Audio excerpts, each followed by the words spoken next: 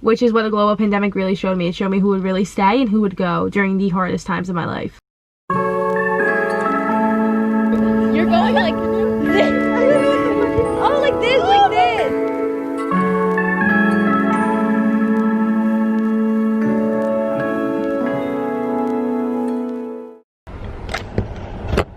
Hey guys, Happy New Year. This video, we're getting personal. I already filmed this like last week, but the thing is, I didn't really have a format to the video, and it was basically me blabbing and ranting to the camera for 2 hours. So it was more about a therapeutic session than an actual YouTube video. I want to tell you guys about a couple of big lessons that I learned, especially this year. This year was definitely rough for us all. It was completely difficult, but I want to go through every patch I've had to help you guys as well, especially for 2021, because we are here to grow. So to organize this video more, I made a list of 6 specific lessons I have learned throughout 2020. I don't know why 6, they're definitely just the 6 important, they're the number of lessons I've specifically learned during 2020. All this list I made was correlated through these past week and a half, 4 a.m., 5 a.m., 6 a.m. nights of me not being able to sleep before 2021 because I wanted to reflect. So I want to tell you guys about these lessons, so hopefully for 2021 you guys don't do the same mistakes I did. I know 2021 I'm definitely going to be committing a lot of mistakes, but that is the point of growth. I have tremendously grew since last year. I am not the same person I am from the beginning of 2020. First lesson I want to talk about: continue to love even though you've been hurt. What doesn't kill you really makes you stronger. Kelly Clarkson. No, for real. What doesn't kill you makes you stronger. People are going to let you down, and the way to not let them let you down is to not have any expectations for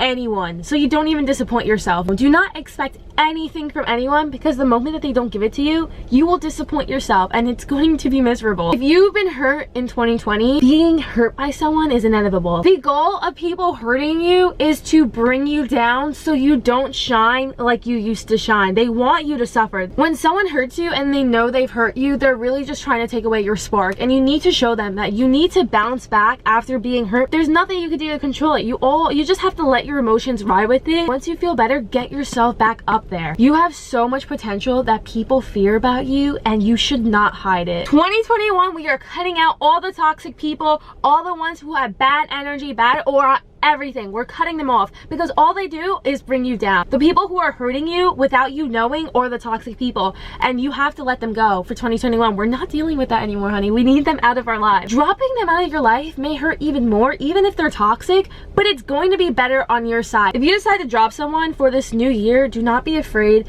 to just cut them off without an explanation. They will know how they hurt you without you giving them an explanation. You don't need to do that. When I look inside of a person, for a friend, anything, is if they have passion, if they have ambition, if they have goals in life, if they have a future plan for them and they're passionate about it, I want to be friends with them immediately. I want them in my life right now, because those are people you need to be surrounded with. You need to be surrounded by good people with good energy, because that's going to help you go with your goals. You're not going to need that toxic person who's bringing you down or constantly talking about themselves, not making space for you. I never thought that this year would give me every bad thing it has, but it made me become a stronger and a better person. It made me become more loving. How does that happen? This is a simple one, but for number 2, be more positive about life. I am one person who I used to just look at the negative. Oh my god, I'm so cold. Hold on. I hope that noise doesn't bother you. I was a person who looked into every negative aspect of life, every single thing. I was a high pessimist. I had no positivity in my life, and that's what really brought me down. The thing that made me improve during 2020 is definitely going through poetry books and going through my Instagram feed,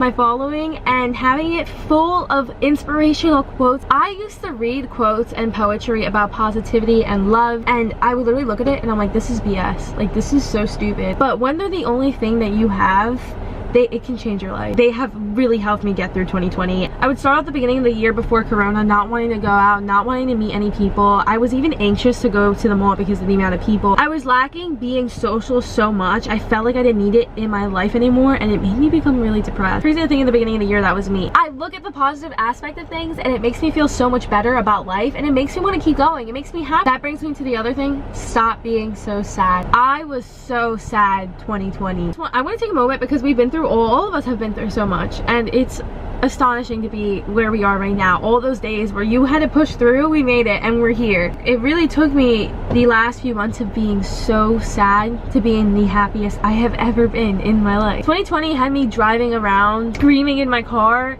talking to myself because I had no one else to talk to. 2020 had me ranting to my camera at the middle of the night. When I'm ever sad, I'd stop listening to sad music all the time because I love sad music, but I stopped listening to it. I literally blast Megan Thee Stallion when I'm sad. When I start crying, oh, Megan's on. I literally just play it. Play some Girls in the Hood. I'm literally crying, and then I start laughing, crying, and then we're good. We're good. Don't feel pressured to think you need to get your life together now. I wake up sometimes and I think my day is a waste of time because I don't go through my goals one day, or I don't know where to start, so I feel like it pushes me back. I wake up and most of the days in 2020 I would just go on my phone all day for hours. That's something I want to change. I want to limit screen time. I want to stop going on my phone all the time. So I always thought I needed to get my life together, but in reality I'm just 19 and I'm young, and we're all young. Taking it day by day is so much better than thinking about overthinking the past or the future that you can't change. Don't compare yourself to another people. This is a quick one. 2020 I would compare myself to a lot of other girls. Even though I'd be so proud of other people and their success, I was so insecure about myself that I would look at a girl and be like, why can't you be like her more? Why can't you be pretty like her? Why can't you be smart like her? Why can't you have a personality like her? Stupid Instagram photos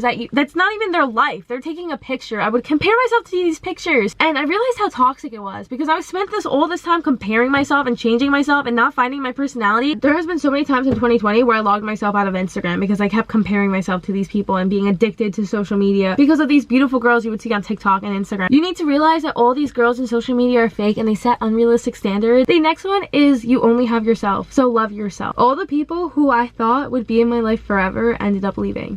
Take care of yourself. I was so self-reliant on other people, and I was so self-reliant on reassurance and to be judged by people, especially on social media, which is what the global pandemic really showed me. It showed me who would really stay and who would go during the hardest times of my life. It took me years to understand this lesson because I finally did in 2020 that not everyone's gonna stay. The second to last one is let go and move on. Stop overthinking what you can't change. Overthinking doesn't make you control the things you can't control, so you just need to let it go. Letting go of something that is out of your hands is going to be very, very hard. The biggest lesson I have learned in 2020 is do not beg anyone to stay in your life. Just because you've been friends for someone for a long time, don't let that number get to your head and think that you have to be friends with this person because of the memories, of the secrets you've told them. You can be in love with the memories of a person, but if they're not the same person they are anymore, you have the memories left. Life is just built off of memories, and people change, and most of the time they are not the same person as those memories that you're imagining them in. We all grow, for the better, for the worse, depends on the person,